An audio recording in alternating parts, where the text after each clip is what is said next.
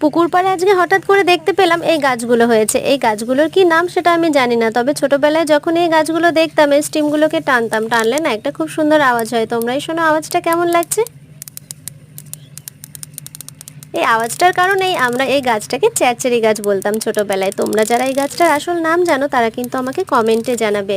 এই গাছগুলো না দেখতে আমার ভীষণই ভালো লাগে। বেশি জলের দিকে গাছগুলো হয় না, যেই দিকে একদম কম জল থাকে, মানে মাটির নিচে জল আছে কিন্তু ওপর থেকে বোঝা যাবে না, এরকম জায়গায় এই গাছগুলো হয়ে থাকে। আর এই গাছে এক ধরনের ফুলও হয়। এই ফুলগুলো দিয়ে খই ভাজা যায়। এই খই ভাজার ভিডিও তোমরা যদি কেউ দেখতে চাও তাহলে আমাকে অবশ্যই কমেন্টে জানাবে। আমি তো একটা ভালো দেখে গাছ তুলে নিয়েছি, কারণ বাড়িতে নিয়ে গিয়ে টবে বসাবো বলে। এই গাছগুলো যদি টবে এক জায়গায় অনেকগুলো হয়ে থাকে তাহলে দেখতে কিন্তু ভীষণই সুন্দর লাগবে। আর নিচের দিকে দেখো শিকড়গুলো কত সুন্দর হয়েছে, অনেক সুন্দর শিকড় হয়েছে। এই গাছগুলো যদি তোমরা টবে লাগাও তাহলে অবশ্যই এমনভাবে লাগাবে যাতে জলটা জমে থাকতে পারে। আজকের মতো চলি, ভিডিও ভালো লাগলে লাইক করে দিও। দেখো।